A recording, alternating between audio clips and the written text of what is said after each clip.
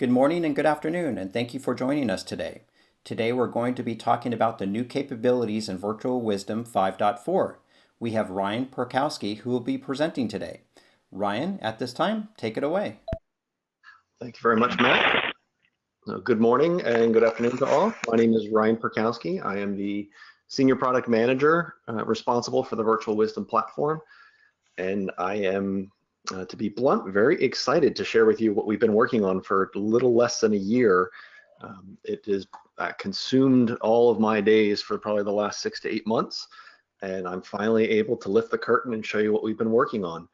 So what I've got planned for you guys today, and if you'll indulge me, I've got about 10 slides that I'd like to go through, and then I'm going to jump right into demos, simply because I think there's more power in the actual platform than looking at PowerPoint.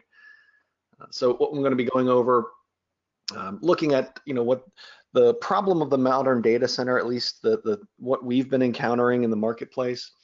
Introducing the actual concept of application-centric infrastructure performance management. That's a mouthful, but I will explain what that means as we go along. And then finally jumping right into the demo, the industry's first app-centric IPM monitoring platform.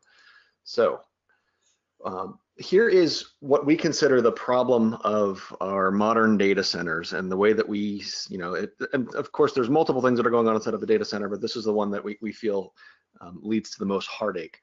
So in the modern hybrid data center, if you will, I mean, it was, and it still is, designed to run thousands of applications simultaneously, all of them, virtualized, where they're actually lying is obfuscated, they're sharing resources, you're highly leveraging your IT staff, so you're able to do more with less in terms of, engineers that you've got working for you.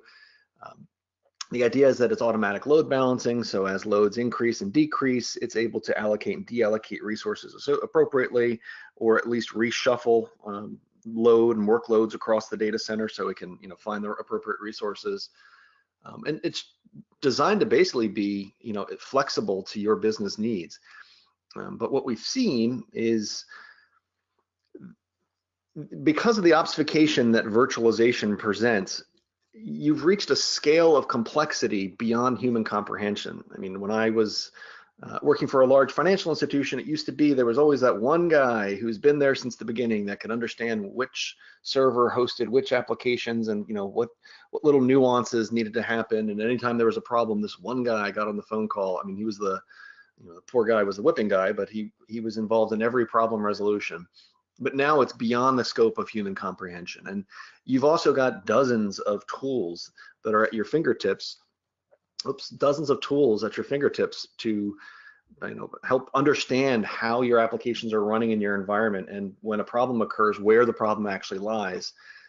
Because you've got highly virtualized infrastructures, one of the first things you have to dissect when you've got a problem is, well, where is the workload actually running? Because the virtualization obscures, there's no direct tie between an operating system and a piece of hardware anymore. The first things first is you have to figure out what you're supposed to be looking at. And of course, because it's virtualized, we're talking about shared resources now. So you can have noisy neighbors running in your environment that are impacting your tier 1 applications. So what customers are looking for, and even what analysts agree, what you should be working toward, is this closed loop of hybrid data center management. So the idea of, I always called it constant improvement. So you've got a monitoring aspect that's monitoring your environment, and depending on what it picks up, it feeds information into your governance environment. So this is your change management. And it's, the changes that get affected in your environment are then monitored by the monitoring piece, and so on and so forth. So it's this closed loop of, are we actually progressing forward and making things better over time? But there's some problems with them. So in the monitoring space, you have APM and IPM. APM, application performance monitoring. This is the code level insertion into actual applications and to figure out how the applications are performing. This is the App Dynamics, the New Relics, the Dynatraces of the world. What we found is it's got limited reach in environments because they are, you're actually modifying the applications. Only about 10% of the applications are being monitored. And granted, they are the tier 0, tier 1 applications of the environment, but they have no concept or context of what else is going on in the environment. And furthermore, it has limited visibility into the infrastructure. I say very confidently that APM understands the applications, but doesn't understand the infrastructure. The converse of that, IPM is the infrastructure performance management. They understand the infrastructure, but most times they don't understand the applications that are running on top of them. And furthermore, you've got this fragmented and almost siloed approach to IPM, where your network guys have their network tools, the storage guys have their storage tools, the virtualized guys have their virtualized tools that they use. And when a problem occurs, everyone pops on the phone and everyone opens up their own tools. And they start looking for the answer. But there's no common context across them. There's no way for me to easily explain to a storage guy that this VM, what LUN this VM is actually touching. So there's this context problem. And furthermore, from an ITOA perspective, these are your Splunks, your Datadogs. While they're very good at ingesting metrics and very good at finding anomalies, they lack the domain expertise to understand right out of the box what's important and what's not. It would tell you an anomaly, whether it be a minor problem or a major problem. They look to you to actually figure out, to set thresholds and to tell them what makes up an important event and what doesn't make up an important event. So because of this, breakdown in the monitoring space, the way that we figured that we would solve this, and the way that we have solved this, is to come up with what we're calling application-centric IPM. So if you're familiar with VirtualWisdom, you know that we cut our teeth in fiber channel monitoring. About a year and a half ago, we expanded into the NAS market. And with 5.4, we're expanding even further. And so what we've done is we've built our platform from the ground up, in that we built it from the infrastructure up. We understand the infrastructure inside and out. We understand relationships. And now what we're doing is laying on where the applications actually live and how they interact with the infrastructure. So in order to become an app-centric IPM, we figured there's 3 things that we need to achieve. We need to understand where your applications live in the environment. We need to understand that, look, not all applications are created equal. Some are more important than others. So when I set a threshold for an alarm, as an example, I need to understand the criticality of the applications that are running across that resource versus just setting it at the resource level. And furthermore, I need to be able to not just monitor application behavior on the resources, I need to be able to model that behavior on the resources as well. So the direction, the developmental themes, the goals that we put in front of ourselves back in, man, this is now going in my Wayback Machine, back in March and April timeframe, we wanted to be able to up-level our message. So one of the things that we really wanted to work on were executive dashboarding. And this is being able to, as you can imagine, as we're monitoring an infrastructure, we're ingesting gigs, if not terabytes of data. Being able to surface the important stuff and being able to make that data consumable by not just technical experts, but anybody, became a real drive and push for us. Toward the app centricity piece, we wanted to be able to do application discovery and mapping, and this is automated application discovery and mapping. And furthermore, doing workload analytics on where those applications are living. We wanted to expand our infrastructure visibility. We've been known as the fiber channel experts for the better part of a little over a decade now, and that we've introduced the NAS space, or introduced our NAS probe as well. We're becoming the NAS troubleshooting experts, but we weren't satisfied with just those 2 storage protocols. We wanted to expand further and further.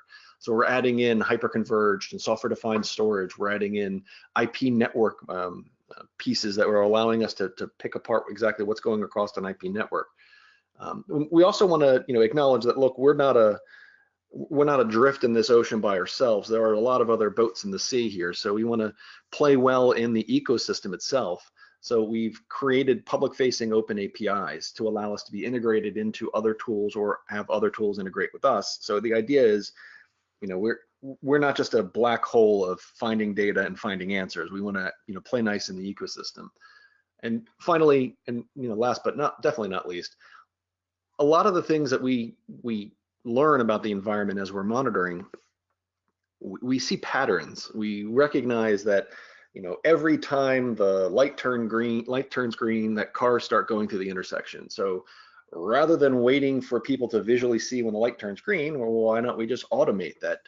When the light turns green, the cars just start moving. So we can do a lot of this automation type stuff.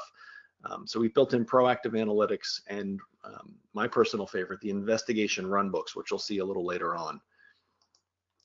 So what has come out of this? Well, the VW App-centric IPM, already we've been known as the best of breed in what we call north-south performance experts. The north-south being understanding that this ESX host has these HBAs and these HBAs connect to this storage, this switch port, that switch port is owned to this storage port, that infrastructure buildup of the world. And so you were leveraging that best of breed classification, and we're using that to build out our portfolio, to be blunt. So what you're getting is broad data collection, be it wire level data, be it API level ingestion, working it through our intelligence platform. This is through discovery, relationship / topology, through correlation engines, and bluntly through machine learning to come up with application service assurance levels. So this is being able to set service level agreements and show you how you're adhering to them. To look at workload and capacity optimization. So this is looking at how well you're using the infrastructure that you have allocated. And finally, and this is probably what we're most known for, problem resolution and avoidance. So this is, when things go south, how quickly can we get you out of being on fire? So this is the mean time to resolution that we've, been known for. We kind of coined the term mean time to innocence. So how quickly can we prove that the infrastructure is not to blame? But the very next question out of a lot of our customers' mouths is, that's great, because we cut our teeth in fiber channel, you've proven that fiber channel is not the problem, but now you need to tell us where the problem lies. So that's really what we've been kind of focusing on. What you're going to see through the demo and some of the marquee features I want to draw your attention to. Again, I mentioned executive dashboarding. This is executive level visualizations. And I say executive level, but really it's an up leveling of our visualizations. Rather than needing to have a storage degree or a virtualization degree, compute degree, I can just look at a picture and see red, yellow, green is something going on. Is there something good or something bad going on? And furthermore, from an application centricity perspective, I don't want to, well, I shouldn't say I don't want to. I still want to be able to talk about the infrastructure at a resource level. So that's at a storage port or storage array or switch or host or CPU level. But I want to up level that. I want to be able to talk about it in terms of an application. And I also want to be able to talk about it in terms of tiers of service. So when I set an alarm, as an example, it used to be I would set an alarm on a storage port and say, this storage port should give me 5 milliseconds or better read response time, full stop. But that's not really what I wanted to do. What I wanted to do was set an alarm to monitor the applications that are running across that storage port. And so now with application centricity, or even the tiering, where I understand that not all apps are created equal, I can set a tier level alarm that says all my tier 0 applications get 5 millisecond read response time. And I don't have to worry about where it lives, what storage port it lives on, and if you commission a new host, or if you decommission a host, or if there's a vMotion that happens, or depending on how dynamic your infrastructure is, it doesn't matter to me anymore. I've told VirtualWisdom, anybody in the tier 0 tier gets this level of service, and VirtualWisdom will bend, morph, change to your environment and ensure that it is watching the appropriate resources to make sure that there's an adherence to that alarm.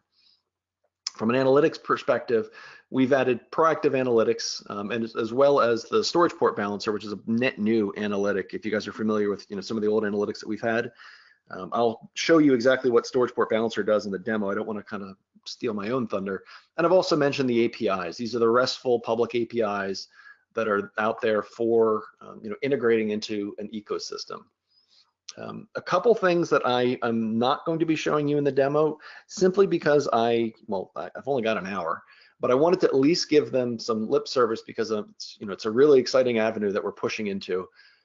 We're introducing support for software-defined storage. This is hyperconverged. This is, from our perspective, there's 5 major ways of getting disk to a host, be it SAN, NAS, or software-defined. So the other two, cloud and internal hard drives, are less popular with the customers that we have. Well, we've just rounded out this top level here. So, we're, by adding software-defined storage support, we're able to, say that, look, the most popular ways of getting disk to a host, we cover. And anytime that you're thinking of hyperconverge, because we're monitoring the two most popular software-defined storage things today, Virtual SAN and Scale IO, we're adding those metrics, those ingestion of that data into the platform, which means it gains, you gain access to all the metrics through the use of our reporting engine, through our analytics, through our alarms. It is baked right into the platform. It's the same platform that you know and love, and it gives you the ability to look at this, your environment from a totally different perspective.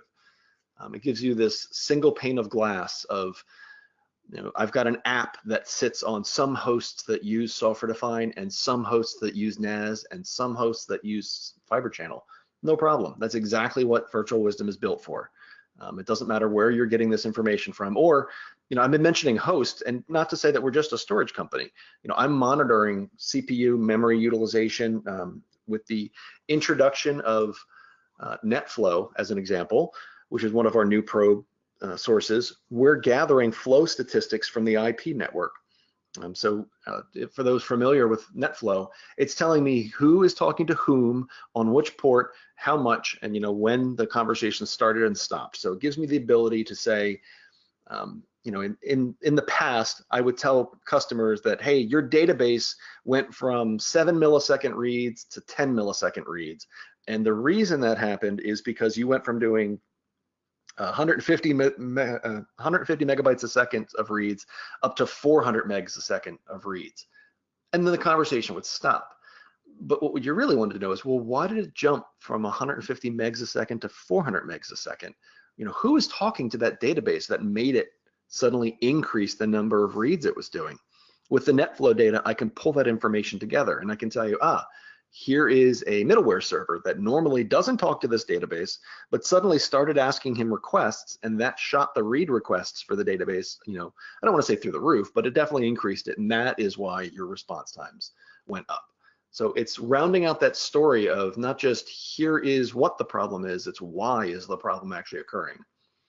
Also in 5.4, we're introducing FCOE support for SAN switches. So this is the software version of us reaching out to FCOE switches and understanding, very similar to our Probe SW today, the integration with our Cisco switches or Brocade switches. It pulls statistics of errors, utilization. From my perspective, the most important thing that it's pulling is flow control information off of FCOE switches. In Fiber Channel, as a protocol, it does not have end-to-end flow control built in. It uses link level flow control. So anytime you have a speed mismatch, there's a potential for flow controlling. And in Ethernet, common speeds are 1 gig, 10 gig, 40 gig, where in Fiber Channel, it's 2, 4, 8, or 16 gig. So already out of the bat, right out of the gate, you're gonna have some level of speed mismatches here. And we have always suspected, and what we are finding now, is that speed mismatch is introducing flow controlling, which, to your disk access, that's terrible. So we're able to pinpoint where that's happening and why it's happening now. From a NAS perspective, we're adding support for SMB version 2 and version 3. This is a firmware update to a probe NAS. If you own one today, there's no additional cost for it. So our NAS probe now rounds out, it does NFS and SMB simultaneously on the same port. Doesn't matter what traffic is running across it, it'll pick it apart, and in the same way that our Fiber Channel probes will tell you, response times and low-level metrics. I mean, this is wire-level data that we're gathering off of this, so it's able to, find these metadata storms or the noisy neighbor problems. And look, I've been scratching the surface of what we've been doing in 5.4. I'm not one to sit here and read you the bullets. The point of this slide is to show you. This is just the major feature list. As a product manager, I'm responsible for creating a Delta deck for our professional services team, and I'm tracking some 50 different changes that they are, they've been asking to figure out, exactly how they work, what we've done, what it looks like. So what I've put in front of the screen here is just the major ones, not even the minors. So I, kind of want to wet your whistle as, look, we've been doing a lot of work under the covers here to make this, an exciting release. with that being said, I think it's time for you guys to see it. So give me 1 second to get my screens in order. Alrighty, so what you're looking at, I mentioned that we build executive dashboards, and we were, one of the major focuses was to do executive dashboarding. One of the things right off the bat that you should notice is there's a red, yellow, green theme to this. You can imagine green good, yellow warning, red bad. So one of the concepts behind these dashboards is I should be able to put this on a wall in a NUC, and from across the room, I should be able to see if, whatever this is displaying, is everything good, or is there something that I need to look at a little further? In this case, I've got some tier 3 applications that are having problems and a tier 1 application that's having a problem. And the other point of note of this, one of the new visualizations that we have across the bottom here, we're calling an inventory heat map. So the dashboard that I'm showing you is really for a business unit, the finance business unit. And it sits, finance sits across multiple different applications. Some of them are very important to them. Some of them are less important to them. And the idea is I'm telling you, is the billing application having any problems? And green check mark says no, not a problem. But what does the finance app as a business unit consume in terms of resources in your data center? How many hosts does it sit across? How many switches? How many storage arrays? And are any of these lower level things actually having a problem? So it not only is telling you, very viscerally, what's the scope and scale of this business unit, but also is anything actually having a problem? And that's not to say that, look, this is, the only thing that we've done here. So I've changed now into an individual applications dashboard. Of course, you've seen the time comparison charts before, but some of the things you may have not have seen before is I'm able to show you the open cases by hosts within this application, or the top 10 storage arrays by open cases. I'm showing you the SLA adherence. It's called I honestly forget the actual name of the widget, but the net of it is this little visualization here. This chart type is showing you the SLA adherence for reads and writes. And it bears mentioning that when I say SLA adherence, I don't mean we're taking 1 minute averages or 5 minute averages. With VirtualWisdom, we are monitoring every single read and every single write, and we're figuring out how fast every single read and every single write, as well as the block size for every single read and every single write. And we're tracking that in our database. We're maintaining that. This is not an average. This is absolutely, is 95% of all your reads adhering to what looks like less than 10 millisecond read response time? No. If you do the 95th percentile, you're sitting at 20 millisecond read response time. The writes are okay, they're hitting their target, but the reads are not. And so I wanted to, make mention that this is not an average. This is not us rolling stuff up. When I used to do the engineering bits, I was always asked, hey, my database is slow, or worse, my database was slow yesterday. Can you tell me what the problem was? Well, one of the first questions I always asked people was, were you slow last week? Was it slow yesterday? And what I would do is understanding that there's an ebb and a flow to response time. There's an ebb and a flow to the load, to the workload that's put on the environment, to put on the infrastructure. So I would run this time comparison chart to say, this is what it looks like. The purple line is what it looks like right now. The blue line is what it looked like last week, as an example. And yes, you are right. You were increasing in response time, so that looks different. This happens to be showing open cases, but this chart can be configured to show you anything. Finally, I want to show you, as I'm clicking through these dashboards, by the way, I don't want you to think that we just created 3 new dashboards. We've created the ability to customize these and create these ad nauseum. What I'm showing you is 3 examples, not 3 stock built dashboards. What we've created are the widgets that go in here, the visualizations that are available. So I wanted to make sure that the options are endless, and it's completely tailorable to your environment. And as you'll see as I go through this demo, I really do mean it's completely customizable to your environment. So in this case, this is a higher level view of the entire infrastructure, and I've broken up the applications. I'm only worried about tier 0s on the screen, and I've broken them into the different data centers that I live in. And I can see that there's some problems going on in at least one of the applications here. So let's see exactly what's going on here. One of the new things in 5.4 is we've revamped our topology. It used to be a series of boxes that gave you little graphs inside of them. And the feedback that we got from customers was, if I want the graph, I'd like to be able to click to find the graph, but really what I'm using topology for is to find the relationships between entity 1 and entity 2. So here is the application that was having a problem. From the topology, I can see, look, there is something that is an alarm state. It is the storage array. And in fact, I want to see what the storage ports are associated with it. Okay, so 2 of the storage ports of the storage array are having a problem. You can see there's 6 hosts that make up this application. They're running through 2 different fabrics. What exactly is the problem here? I've got a storage port utilization alarm going off.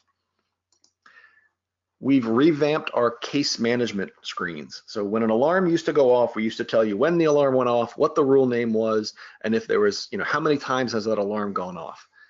We've added a plethora of information to the screen now.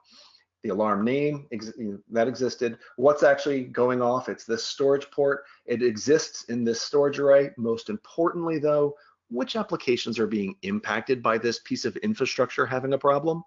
The tier 0, the ones that are more important, the higher tiers will float to the left, but it's telling me right off the bat, yep, this is the one that was impacting CRM.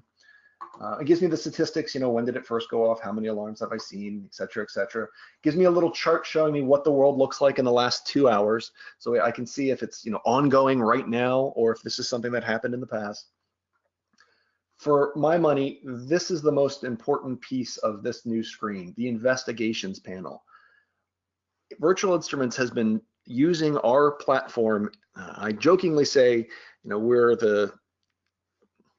I don't honestly know if there's another vendor that uses their own tool as a professional services offering to solve problems in customers' environments.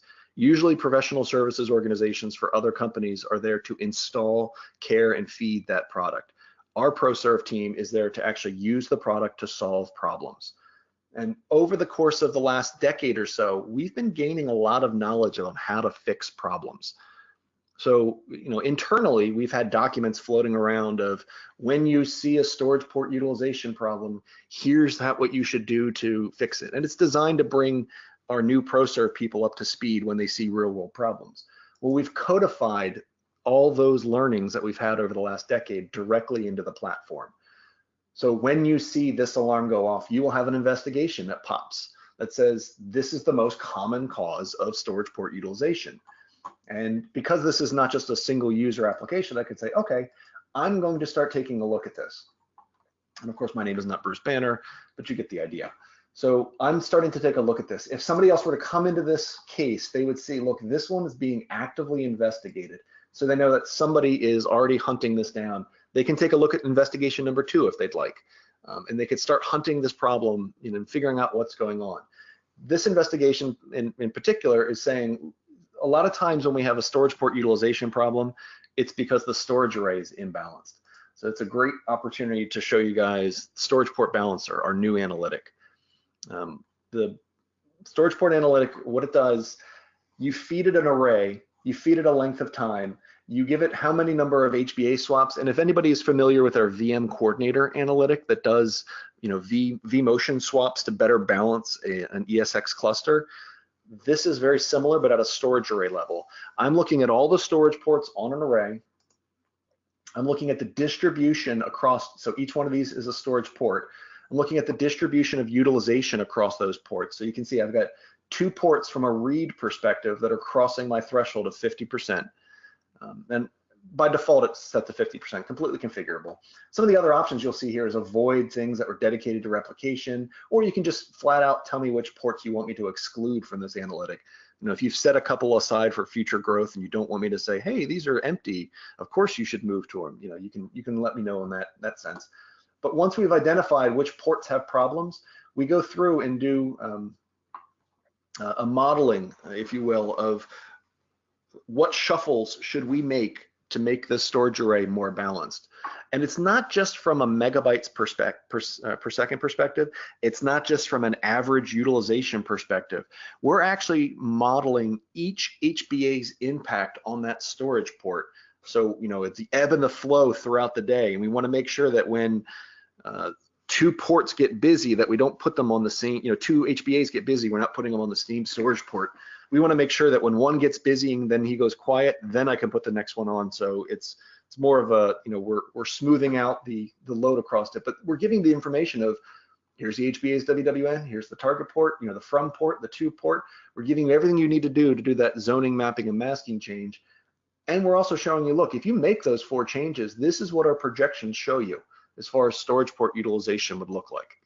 So without spending a dollar, without contacting the vendor, without having to, increase the number of ISLs or do anything that would cost the infrastructure or anything, we're suggesting through a couple different moves, we can flatten out the load across your storage array. And if I come back in here to the investigation, I'm going to change the status as, look, I found the root cause. It was because there was an imbalance across the storage arrays. And of course, like any good program, if I come back to the front, my alarm is now cleared. Let me show you another version of this. So here is another platform that I have running. And the reason I'm switching platforms is because the databases that are attached to them. So I wanted to show you this database. It's got a pretty interesting application associated with it. So what you're looking at is a different, I'm now in the reporting engine, and you're starting to see some of the new visualizations associated with these reports. For those who are familiar with VW, a couple things that we've added, the ability to annotate individual, these are called row headers. So I can now start to explain what you're looking at in the chart. I can put, a little sentence here like the following chart shows you X, Y, and Z. So I can build a chart and I understand what's in it, but if I give that to somebody else, a little annotation goes a long way.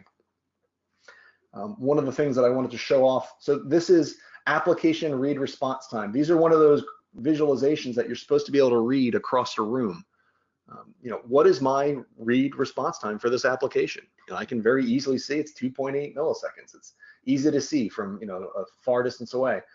But when I created this, I accidentally added all hosts from this application. What you're looking at is the new chart building dialog here. I want to add a filter. I want to say I only want to add hosts that are production. What we've created are custom attributes. So the attribute for this particular one could be, well, this happens to be a tag that I'm using. So I've tagged certain hosts as production and I've tagged certain things as non-prod. But as I apply this filter, you'll see I go from 2.8 to 1.9. Nice. So that means that my dev boxes are running a little slower than my production boxes. But from a report perspective, I really only want to know about the production ones. In fact, I only want to know about the production ones that are attached to a certain storage array. I don't know, let's pick a storage array. So you can see I can keep building out these filters. I can keep adding on. And it's not just an inclusionary list anymore. It can be an exclusionary list. I can say that are not this storage array. I can say that are this storage array. I can say the storage arrays that have this property associated with them. So the filtering capability is becoming incredibly flexible. And that's really what I meant when I said we didn't create 3 dashboards. We created the tools to give you, the ability to customize this to your environment. That's really what I was going for. So something else that is popping up here, look, I've got an app. This is the inventory heat map. And I happen to be plotting out applications here, applications with problems. And you can see, yep, I do indeed have an application that has an alarm on it. Before I showed you what we call the north-south topology. Now I want to show you an east-west topology. It's complaining that I changed a filter and didn't save the report, and that's quite all right. So now I'm looking at the CRM application in what's known as the entity management page. So this is where you configure the application. This is where you added the application components to it. But what you're looking at now are hosts and how the hosts interact with each other. So it's no longer just showing you things like this host has this HBA talking to this switch port, talking to this storage port. It's now saying, look, these 2 hosts actually communicate to each other. And they, all these hosts are interrelated to each other. And this is how they actually, operate. Now this is kind of a busy picture right here. So we've added the ability to break this down by, say, role. And how we come up with the role. One of the ways that we do automated application discovery, if you let us, we'll run out and do a process table list once a night. You set the time frame, you tell me how many I'm allowed to do per night. but I've got a bunch of these processes that I know what they are. If I see SQL, I know that's a database. If I see Tomcat running, I know that's a web server. If I see, there's tons of processes that with common process names that we know what they are. So I can put them into these roles. And once I've kind of boiled the ocean here, I can see I've got web servers talking to app servers talking to a database, and behind the database, I've got this data warehouse sitting out there. And that's all well and good, but what if I wanted to know it from a production versus a non-prod perspective? So we've introduced custom attributes.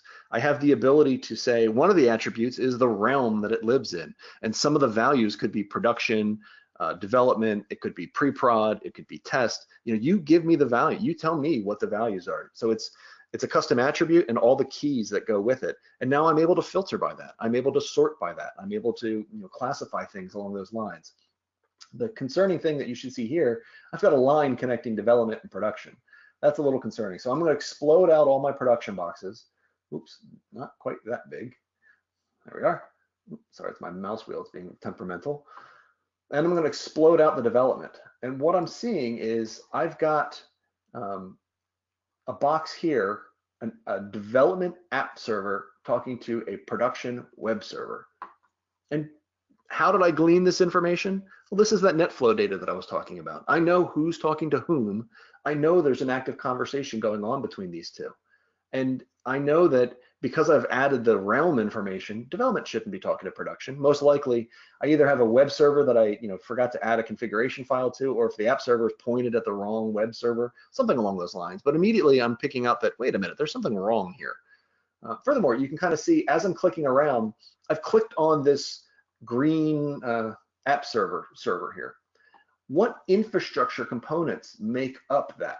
I mentioned this is the east-west view of the world, but I'm an application-centric IPM. Yes, I'm looking at how the application interacts with each other, but I also want to know which infrastructure pieces does he sit on. So here I can see that, look, it's a host. He has 2 HBA ports.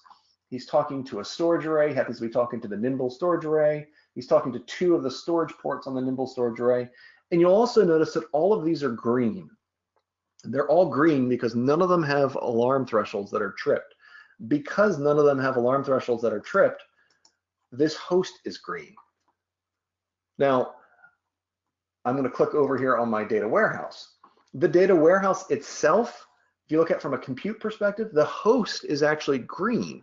There's nothing going on from the host perspective. It's not like a CPU utilization problem, or he's running out of memory, or there's a problem with his NIC card, nothing along those lines. It's the storage array that he's talking to that actually has a problem associated with it. So as you look here, I'm highlighting this guy as being impacted because one of the resources he relies on is being impacted. And so that's a major takeaway here. That is what we mean by app-centric IPM. So if I looked, let's look at the north-south topology for this thing. So here is that storage array. And of course, introduced in 5.2, we added link speeds associated with this. I want to know, well, hey, what's actually going on with this thing? It's a buffer credit problem. One of the major problems of buffer credit, I've actually already spilled the beans, is a speed mismatch. I can see here that I've got a 2 gig link coming off of this. So let me double click this. Let me center this on here. So here's all the hosts that are talking to this particular storage port. And you can see that I've got a 2 gig thing here coming off of ESX3. That's great, but show me the VMs that are associated with that. So now it's saying, look, all the VMs, their data path is a 2 gig into this storage array. And if you look, there's my data warehouse. It's the same data warehouse that I found from that application, from that east-west view. Now I'm showing you the same problem in a north-south view. Again, the icon for the actual VM is green. There's nothing really wrong with the VM. And if you looked at, say, VROps, he would say nothing's really wrong. If you look at the storage tool, he would probably say nothing's wrong either because he's getting his storage, the storage responses out in a reasonable amount of time. The problem is he is impacting other people. He's impacting other hosts, and he is complaining of a buffer credit problem. So, what I've kind of walked you through, a couple different workflows, a couple different ways that, I couldn't have given you this demo if I didn't have the application view of the world. I couldn't give you this demo if I didn't know which apps were relying on which VMs, and which VMs were relying on which switch ports, and which VMs were relying on which storage arrays. And nor could I properly alarm that a host, while the host might be green, and from a compute perspective, the host is hunky-dory, but from a resource perspective, as it goes through your environment, he's touching something that has a problem. This is what we mean by application centricity. This is, the true power of 5.4. I've spent a lot of time talking about the interplay and the relationships and the modifications that we've been doing here. The reason I've done that is I could have come out today and just told you about all the new metrics that we collect. We've got probably over 1,200 new metrics that we're ingesting, 400 coming from Scale.io alone. We've got the probe NAS doing the SMB stuff. This is wire level data with histogram information. That would be doing a huge disservice. The change that we're bringing to the marketplace is being able to speak at this application level. So finally, when is this available? Going to be released on December 31st. If you are new to Virtual Wisdom and you want a deeper dive, if you want a little more information about what we're doing and how we're doing it, and that information, please reach out to our sales department. We can schedule a one-on-one demonstration with much more interactivity. If you're an existing customer and you're looking forward to upgrading, please reach out to our support team to enroll in the upgrade program. With that, I'd like to turn it back over to Matt. Matt, if you're out there. Yep, thank you, Ryan. Thank you for the presentation. All right, we have lots of questions. Let's see. The first question from Magnus is, how can you set an app metric without knowing the baseline of what's possible? Do environment queries based on random workloads to quantify what could even be set around tier 0 versus tier 1, etc. So how do I know what to set? So I'm going to answer this in a couple different ways, Magnus. First, you're a great straight man. Let me say that one of the things that we were challenged by our customers was, look, you're the industry experts when it comes to the stuff that you're monitoring. You should tell us what the thresholds are. And so we've solved that little problem. And I'm going to answer your question, but I wanted to point this part out. We've solved that problem by saying, out of the box, we're going to give you 4 default tiers: tier 0, tier 1, tier 2, tier 3. Each one of those tiers has alarms associated with it. And each of those alarms have thresholds that we have picked. The tier 0 thresholds are very tight. They're designed to be, honestly, Magnus, they're designed to solve problems out of the box. But we caution you, if your environment is not clean, you're going to find a ton of alarms going off. So rather than just dump something into the tier 0, we recommend that you either put it into a lower tier at first, so we get the looser alarms, the looser thresholds. The other thing, your other question was, well, how do I know what is supposed to be tier 0? How do I know what is supposed to be tier 1? We have another analytic, and we actually have another alarm called seasonal trend. So what the seasonal trend alarm does is, and to be blunt, if you've never used it before, or if you've never used VW, when you first install VW, this alarm is meaningless and useless. It needs about a week's worth of data of watching your environment before it starts understanding the trends, the ebbs and the flows of your environment. And once it understands that at 7 a.m., you've got 5 millisecond read response times, but by noon, you've got 7 millisecond read response times. And then at 5 o'clock, it dips back down to say 7, but when batch processing happens, it jumps up to 13%, 13 millisecond response time. So it understands the ebbs and the flows throughout the day. And when you set a seasonal trend alarm, you're only telling it, I want to know when you deviate from the normal. And the only tunable parameter to that is you tell me how much you want to deviate. 1 standard deviation, 2 standard deviations. An easy way of thinking of it is, do I want to get an alarm do I want it to be very twitchy? Do I want it to be maybe an alarm once a week? Or do I want to be that once a month type alarm when things are really hitting the fan? So, 2 different ways of skinning the cat. One, you can use the default thresholds that we've set, and we're basing that off of, more than a dozen or more than a decade's worth of experience looking at, the Fortune 50, Fortune 100 customers of how their applications are supposed to be performing. Or you can use that seasonal trend and say, look, just look at my patterns and tell me when I deviate from the norm. Okay, great. We have one more question also from Magnus. HCI, what about vendors not listed? And if they provide open APIs, GitHub, can you still support them? So in Magnus, out of the box, I would love to figure out which ones you're referring to. Of course, this is not the last release you'll ever see of Virtual Wisdom. This is a constant evolution. We went after the heavy hitters, at least from the market. You know, we asked analysts who are the big dogs in software defined today, and you know, I'd love to know which ones you're thinking of, because I'd love to provide support for them. Can I ingest them via the open APIs today? The blunt answer is not yet.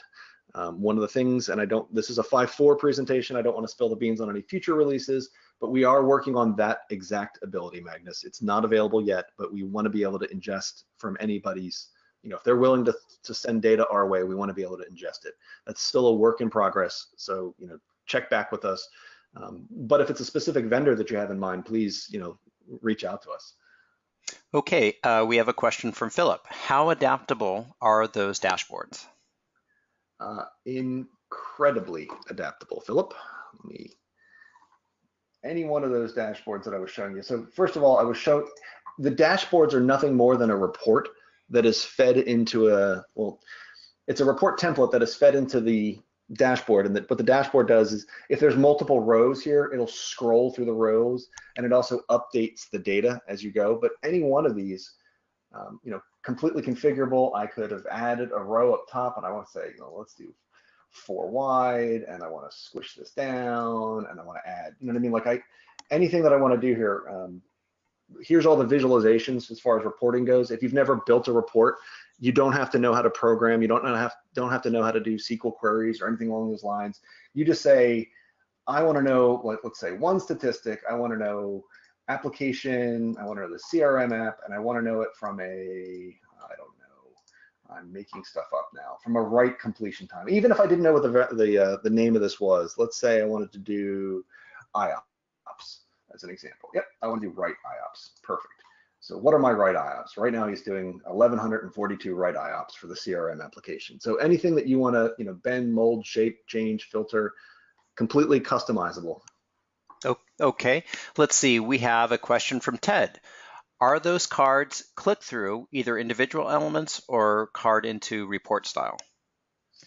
Ted, happy to say yes. Some of them don't make sense to have a click through, like a trend chart, but for the inventory heat map, my God, yes. So as you can see here, you know, I've got an alarms going off. I can show the topology for this individual thing. And by the way, the hover over is giving me which each, you know, individual component is. I think I showed in the demo how you click through and you can go to, you know, say I modify the report. It's complaining I haven't saved it. How you can go into the entity management page. So yes, the blunt answer is yes. And your next, I think there was an add-on to that, either individual elements or card into report style. I'm not sure I understand what that meant. Yeah, let's see. Well, we have a follow-up question. So let's see. Ted also asked mixed use servers, Tomcat plus app plus SQL on one node. Yep. How would that be listed in the role? Yep. So these are attributes that we're associating with these servers. So when I went to role as an example, it's an attribute called role, and I've assigned web server. I believe that's what happened to my data warehouse, is I have multiple roles associated with it. Ted, let me get back to you on that. I'm not 100% positive how it would behave, and I'm also a little cautious that this database is something that, well, if you know Nick York, Nick and I created this about a week ago. I'm not 100% positive if we have all the roles signed out. So I'll take that as a takeaway. And Matt, if you could just make a note after this to remind me. Yep. To find out, and specifically what happens if you've got multiple roles associated with a single host. Got it. Okay, will do. All right, we have another question from Brent. How much of this is reliant on HW probe versus probe SW? For example, typology, north, south, east, west examples. Yep. So one of the things that we've been told by customers is, you know, I can't have a hardware probe everywhere in my environment. And we recognize that. Believe me, that, you know, I'd love to give you this wire level data without having a hardware probe in place. And today, I can't give you that information without the hardware probe with a giant asterisk next to that statement. What I can do, in software defined, it's all software based. In Fiber Channel and in NAS, I'm looking for that hardware probe. However, if you noticed, Brent, that there was an announcement by Cisco probably about a month and a half back which Cisco has partnered with us to develop a analytic ASIC on board their line cards that spits out incredibly similar information that our hardware probe does. A lot less information. I mean, they are gleaning probably about 100 different metrics, where we glean, I think it's about 450 metrics per ITL. So it's a, I want to say, I don't want to say it's watered down. It is a lot better than what you would see coming from ProbeSW only. But what this gives us the ability to do is to have response time type data, interactivity type level data, ITL level data, without needing a hardware probe. You'll see more on that as we push forward, but that's what Cisco is really pushing us towards. So we're working very hard with them to make that a reality. Okay, let's see. I have a question from John. When will release notes be available? When is the target for 5.4.1? That's a great question. So release notes come out with the actual release, so December 31st. When's the next, the first patch? And you're asking the right questions there. I don't know when 5.4.1 is slated for. I know that we're already working on it, and that when we branch off our development, the development stream, and say, look, this is a release candidate for 5.0. We've been putting that through the ringer for the last good month and a half, 2 months. And 5.4.1, there's been some bugs that, when we put a hard freeze and we actually have a release candidate, we can no longer apply any of the bug fixes to the release candidate. So we already have a 5.4.1 spun up. It's a great question. I don't know it off the top of my head, John. I will get back to you on that one. I think I've got your email address, so if you'd like, I can reach out to you personally and tell you when 5.4.1 is going to become available. Okay, he had one more question also. Is BNA still necessary, and which versions support? Yes. Yep, we still do discovery. So Brocade doesn't allow us to get zoning information through SNMP grabs, so that's what we're using BNA for. I'm getting a little bit of background noise. Somebody can mute. Yeah, hold on. Okay, I think we're good. Sorry about that. Yep, no worries. So yes, still necessary. That's something that we are working toward, but for in 5.4, it is still necessary. For specific versions that are supported, the irony is I just saw that email last night of which ones we've qualified 5.4 against. John, I can, in addition to telling you when 5.4.1 is targeted, I'll also give you the BNA versions. We support, I want to say it's like 2 majors, and there's half a dozen minors. So it's a series of versions that we're supporting here. It's not just one. Okay, let's see. We have a question from Mohammed. When you said if we let you discover the services, are you installing an add-on to all hosts to detect what services are running in each host to determine if it's web host or DBA host? Heavens no, Mohammed. You should know that we do not like agents here at Virtual Instruments. One of the things that we never want to be is the cause of your problems. So we will try to avoid agents, as much as possible, and including how we figure out what the role of this is. That's done by so that's done by logging onto the machine via SSH or however you give us access, running literally a PS command and then logging off and taking a look at what processes we saw running. It's completely configurable as to how frequent we do that. The most frequent we do is once a night, but you can set that up, to any frequency you want. You tell us the time is the quietest time to come on and do that. You tell us how many per night we're allowed to do. It's completely customizable, but no, we do not install anything on a host to gain that information. Okay, let's see. We have a question from Richard. I already have my application tiers defined in ServiceNow. Do I need to recreate them in VirtualWisdom? Absolutely not. So one of the integrations that we've worked on with ServiceNow, you'll remember that we can open up cases in ServiceNow from a ticketing perspective. We can also scrub a ServiceNow CMDB, including the ingestion of the tiers if you have them set up. So the tier information and the applications that make up those tiers and what makes up those applications will all come across automatically, to be honest. Okay, great. Manu has a question. You talked about NetFlow support. Do you have any plans to support JFlow or SFlow? Yes, absolutely. I've been using NetFlow as sort of a generic term. Out of the box on 5.4, we're supporting NetFlow, SFlow, and JFlow. I'm kind of using it like by saying Band-Aid when really the true term should be adhesive bandage. So, my apologies for not using a generic term, which would, I guess, be IP flow data, I think would be the easiest one to say. But most people kind of glom onto what NetFlow is. So absolutely, we handle more than just one type. Okay, let's see. Michael has a question. We've heard that Scale.io only makes data samples available. How does VI handle aggregation of sample data? Great question, Michael. So you're absolutely correct that Scale.io only gives you samples of data. And for those on the line, if I ask a question of Scale.io at exactly noon, 12.00, right on the money, it'll give me what's been happening in the last 5 seconds. It'll tell me in the last 5 seconds, I've moved this many megabytes off across this line, and here's the response time for it, and all the different metrics that it gives me. And if I ask it again 10 minutes later, there's no counters. It's not telling me that here's how much megabytes per second we've moved in the last 10 minutes. It'll just tell me at that moment in time, here's what happened in the last 5 seconds, and give me another look at the last 5 seconds.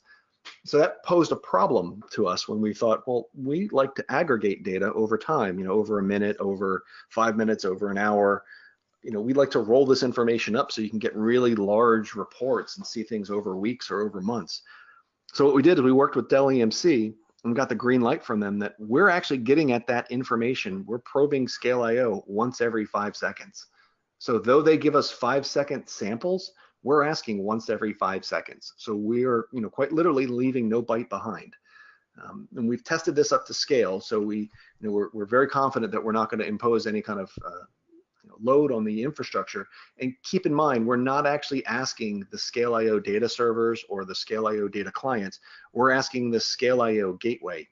So the gateway is sort of, if you're familiar with VMware, it's sort of like the vCenter of the whole thing. It's not really running any applications, but it's keeping track of everything that's been going on. And it's polling its own internal things once every 5 seconds anyway. So, we're imparting no additional load and we're gathering the most granular data possible.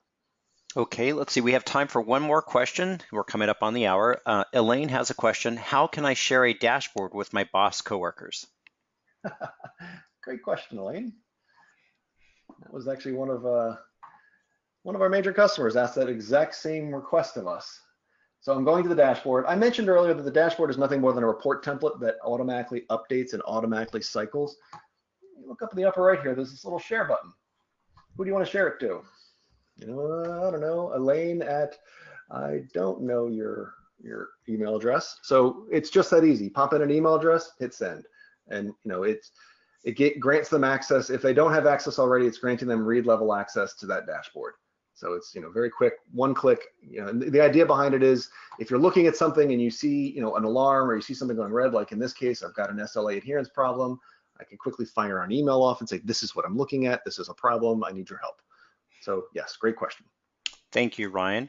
Well, we've reached the hour and we had a lot of great questions, and I know we had some questions that we didn't get to answer, so we'll be sure to follow up with you via email. Want to thank everybody for their attendance today, and we'll be sending out a link to the replay along with announcing our winner for the Bluetooth speaker. Ryan, thank you for your time today. Really appreciate it. Absolutely. Thank you very much for your time. All right, everybody. This concludes today's webinar. Have a great day and look for an email soon. Bye-bye.